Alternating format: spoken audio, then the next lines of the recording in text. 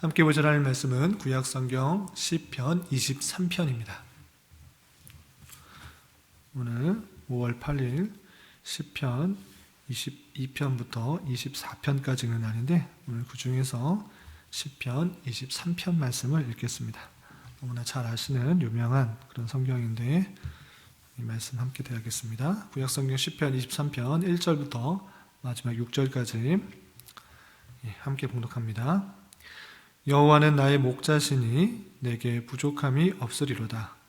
그가 나를 푸른 풀밭에 누이시며 쉴 만한 물가로 인도하시는도다.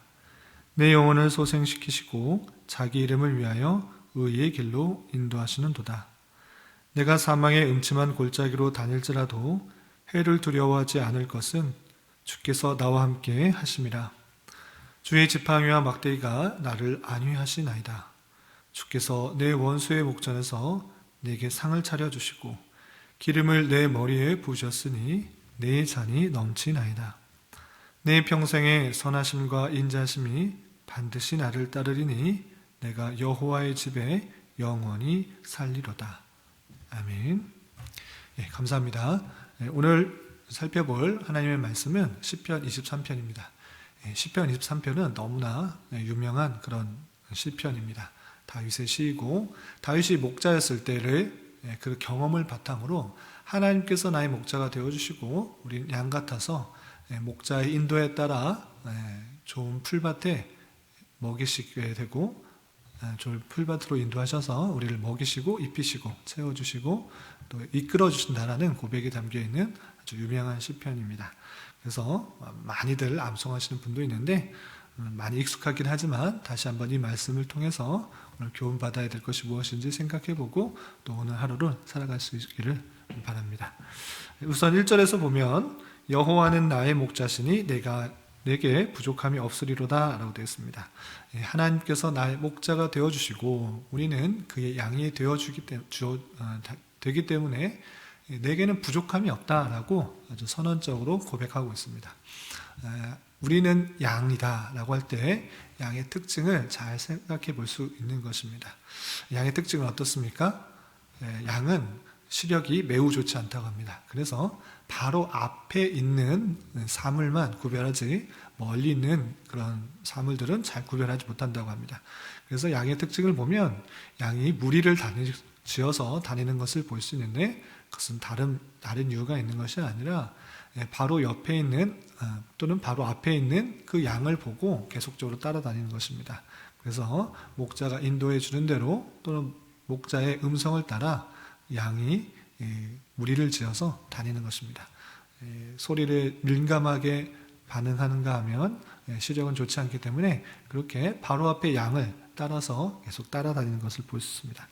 그러할 때 우리의 모습이 마치 양과 같아서 멀리는 보지 못하고 당장의 눈앞에 있는 일들, 눈앞에 펼쳐진 그 상황밖에 보지 못하는 그런 모습들이 양과 같고 그렇지만 목자는 그 모든 길도 알고 있으며 모든 상황을 다 알고 있기 때문에 가장 좋은 길로 또 내가 원하는 길이 아니라 가장 선한 길, 필요한 길로 인도해 주시는 것입니다. 그러할 때 하나님께서는 나의 목자가 되어주시고 우리는 양 같다라고 이렇게 표현하고 있는 것입니다. 그렇기 때문에 시편 기자 다윗은 주님께서 나의 목자가 되어주시기 때문에 내게 부족함이 없다라고 고백하고 있는 것입니다. 주님께서 나의 목자가 되어주시기 때문에 어떤 현실들이 있는가 2절이야 이렇게 표현됐습니다.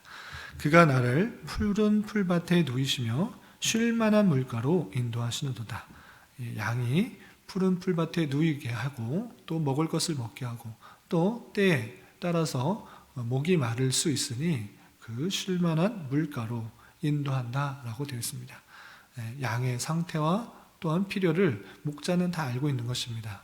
그래서 때에 따라서 적절할 때 푸른 풀밭에 인도하기도 하고 때로는 광야 같은 길을 걷기도 하여서 그 풀밭으로 인도하시고 또한 목이 마를 때는 쉴 만한 물가로 인도하여서 목을 축일 수 있도록 인도해 주시는 것입니다. 또한 3절에서 보면 내 영혼을 소생시키시고 자기 이름을 위하여 의의 길로 인도하시는 도다 라고 되어 있습니다. 여기서 구원을 받게 하시는 이유가 무엇인가, 성도들을 구원케 하시고 또 인도하시는 목적이 무엇인가 라고 했을 때 다른 데에 있는 것이 아니라 자기 이름을 위하여 의의 길로 인도하신다라고 되어 있습니다. 물론 한 생명 한 생명 하나님께서 귀하게 여기고 목자는 한 양 한 양 그것을 다 귀하게 여기고 또 필요를 채우고 인도하십니다. 그런데 그 궁극적이 무엇인가 라고 했을 때는 자기의 의를 위해서 그렇게 행하는 것이다.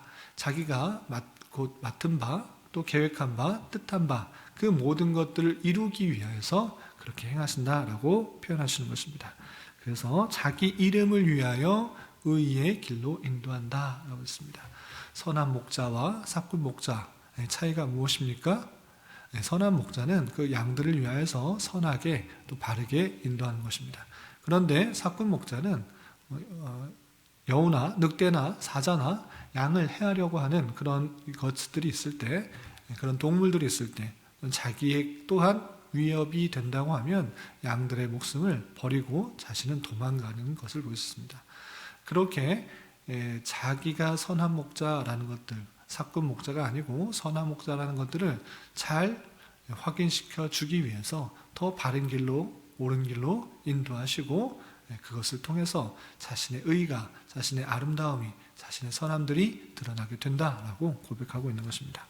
그리고 4절과 5절에서 보면 그렇게 목자가 되어주시는 하나님이신에도 불구하고 때때로 그 양들이 가는 길에는 사망의 길, 음침한 길, 또 원수들이 있는 그런 길도 다니지만 하나님께서 그 모든 것들 가운데 지켜보신다라고 이렇게 고백하며 찬양하고 있습니다. 4절 5절 보면 내가 사망의 음침한 골짜기로 다닐지라도 해를 두려워하지 않을 것은 주께서 나와 함께 하심이라. 주의 지팡이와 막대기가 나를 안위하시나이다. 주께서 내 원수의 목전에서 내게 상을 차리시고 기름을 내 머리에 부으셨으니 내 잔이 넘치나이다. 아멘. 첫 번째로 내가 사망의 음침한 골짜기로 다닐지라도 라고 했습니다. 성도가 걷는 길, 또 어린 양들이 걷는 길이 항상 좋은 길만 있으면 좋은데 그렇지 않고 그 무리들을 이탈하여서 그 인도하는 손길을, 인도하는 그 길을 벗어나서 사망의 길, 음침한 길, 고난의 길, 방황하는 길, 그 길로 다닐 수도 있게 되는 것입니다. 그럴지라도 해를 두려워하지 않을 것은 그 목자 되신 하나님께서 그 모든 것을 지켜 보호하시기 때문이다 라고 고백하고 있습니다. 그래서 주님의 지팡이와 막대기가 나를 안위하신다 라고 되어 있습니다. 지팡이와 막대기 어떤 차이가 있는가? 저희는 양을 치는 사람이 아니라서 별 차이가 없는 것 같이 보이지만 용도가 좀 다르다고 합니다. 지팡이는 그 끝이, 나무 끝이 둥글게 되어 있어서 손잡이가 되어 있는 그런 것을 지팡이라고 하고, 막대기는 그런 구부러진 것이 없이 길게 뻗쳐져 있는 그런 막대기를 합니다. 목자들은 지팡이 또는 막대기를 들고 양을 치게 되는데, 지팡이 용도는 무엇인가 할 때 물론 땅을 짚는 지팡이 역할도 합니다. 그렇지만 그 끝이 둥글게 구부러져 있고 길게 되어 있어서 양들이 멀리 또 잘못 가게 되면 그것을 목을 감아서 당기는 그런 역할도 하게 된다는 것입니다. 그리고 막대기는 잘못된 길로 갔을 때 살짝 건드려서 올바른 길로 인도할 뿐만 아니라 사자나 늑대나 이리와 같은 그런 맹수들이 양들을 공격할 때 방어하고 또 무찌르는 그런 공격 수단으로서, 방어 수단으로서의 무기 역할을 한다고 합니다. 그렇게 지팡이와 막대기가 늘 목자 곁에 있음으로 말미암아 대적들로부터 다 막아줄 뿐만 아니라 잘못된 길, 사망의 길, 음침한 길로 갈 때도 하나님께서 목자가 되어주셔서 올바른 길로 인도해 주신다라고 고백하고 있는 것입니다. 이 모든 것들이 다윗이 목자였기 때문에 더 실감나게, 더 확실하게 그 내용들을 마치 주님께서 목자가 되어주시는 것과 같은 그 내용들을 깨닫고 이런 고백과 찬양을 하게 되는 것입니다. 그리고 5절에서 읽었던 것처럼 내 원수의 목전에서 내게 상을 차려주시고 나를 공격하는 사람들이 있는 것입니다. 나를 핍박하는 사람들이 있는 것입니다.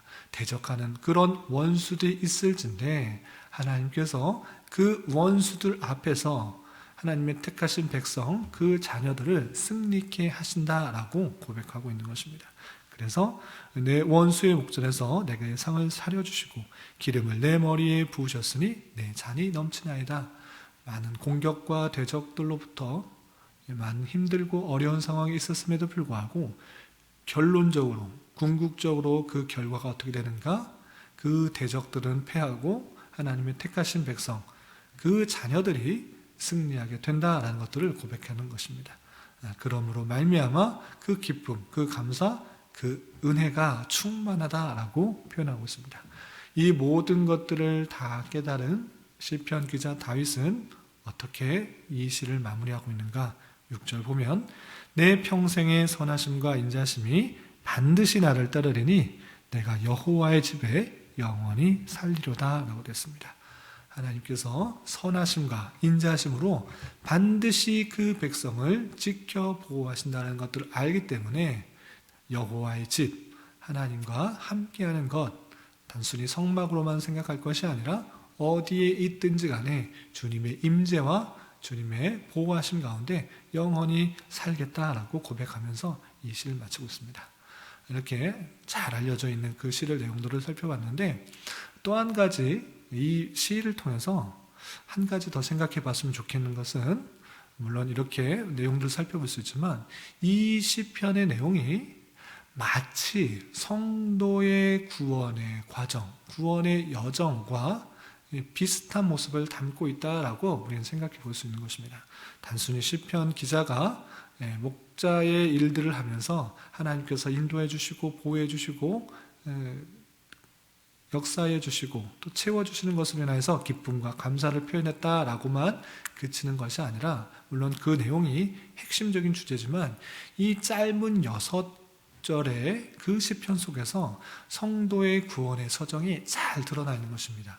어떻게 드러나 있습니까? 1절 보면 여호와는 나의 목자시니 내게 부족함이 없으리로다 라고 되어 있는데 이것은 마치 무엇과 같으냐라고 했을 때 하나님께서 택하신 백성을 부르셔서 그 백성을 회심시키시는 것, 중생시키시는 것, 그로 말미암아 그가 예수 그리스도를 깨닫게 됨으로 말미암아 이 세상 어떤 것이 아니라 하나님 한 분만으로 인하여서 기쁨과 감사가 있는 그런 모습과 같다라고 할 수 있습니다. 그렇게 회심하고 거듭난 그 하나님의 택하신 백성이 거는 길은 어떠한가? 2절과 3절을 보시면 그가 나를 푸른 풀밭에 놓이시며 쉴만한 물가로 인도하시고 내 영혼을 소생시키시고 자기 이름을 위하여 의의 길로 인도하시는다 이렇게 되어 있는데 하나님께서 그 회심시키고 중생시키고 거듭나게 하신 그 백성을 하나님께서 신실하게 인도하여 주시는 것입니다. 때때로 푸른 초장, 때때로는 물가, 때때로는 가야 할 길들을 인도하여 주시는 것입니다. 그 모든 길을 가게 하는 그 하나님의 손길을 볼 수 있습니다. 그것이 무엇입니까? 그렇게 인도하시는 것을 통하여서 구원, 성화의 길로 그 양들에게 필요한 길로 이끌어 나가시는 성화의 손길로 생각할 수가 있는 것입니다. 그럼에도 불구하고 성도가 닥치는 현실은 그렇게 평안하고 좋은 길만 있는 것이 아니라 때때로 만나게 되는 사망의 음침한 골짜기와 같은 모습들이 있는 것입니다. 그리고 많은 대적자들로부터 원수들로부터 악인들로부터 공격과 탄압을 받는 것입니다. 그러한 현실 속에서 있다가 최후의 심판 때는 어떻게 됩니까? 의인들은 하나님께 인정을 받아 구원에 이르게 되고 천국에 이르게 되고 악인들은 그 앞에서 심판을 받아 지옥의 멸망의 길로 빠지게 되는 것입니다.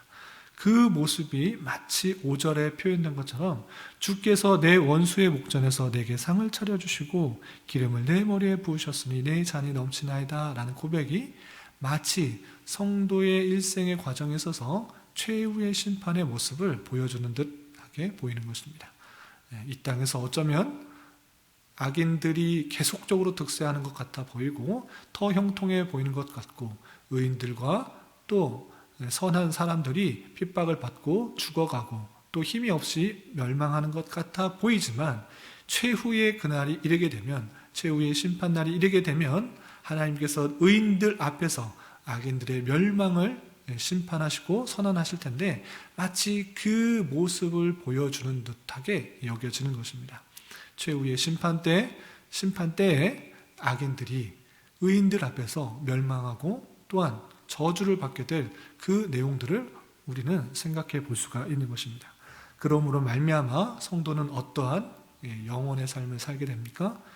하나님의 선하심과 인자심과 함께 그 영원한 집에서, 그 천국에서 주님과 함께 영원히 살게 되는 그 모습을 마치 표현해 주는 것과 같이 6절에 그렇게 표현되고 있는 것입니다. 그래서 마치 이 시편 23편은 성도가 구원을 받고 또 천국에 이르고 또 영원한 주님과의 삶을 그 가는 과정을 마치 아름답게 서술해 놓은 것과 같이 생각해 볼 수가 있는 것입니다. 이러한 삶이 우리에게 있다라는 것, 성도에게 있다라는 사실들을 잊지 말고 우리의 주어진 삶을 살아야 될 것입니다. 다시 한번 강조하겠습니다. 시편 기자가 고백하였던 또 찬양하였던 그 모습, 우리는 양 같고 주님은 우리의 선한 목자가 되어주십니다. 당장에 보이는 그런 현실 속에 낭망하거나 좌절할 것이 아니라 하나님께서 우리에게 필요한 길로 인도해 주시고 또한 그 모든 것들을 아시고 자신의 의를 위하여서 행하시는 그 하나님을 의지하며 하나님을 더욱더 붙들며 의지하며 나아가야 될 것이고 그분의 선하심과 인자하심의 손길들을 잘 경험할 수 있어야 될 것입니다. 이런 은혜가 오늘 하루 또 남은 한평생 있기를 진심으로 기원합니다. 기도하겠습니다. 하나님 아버지 감사합니다. 오늘 말씀을 통하여 시편 기자 다윗이 자신은 양이요 하나님을 목자로 비유하시며 주님께서 바로 앞밖에 보지 못하는 양 같은 저희들을 위하여 지팡이와 막대기로 지켜 보호하시며 인도해 주신다는 것을 깨달았습니다.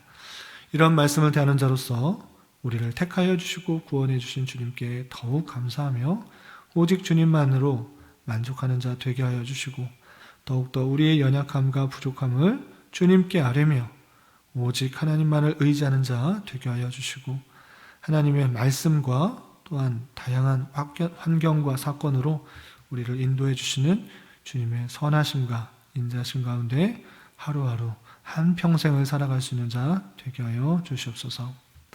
주님, 5월은 가정이라는 주제로 보내게 됩니다.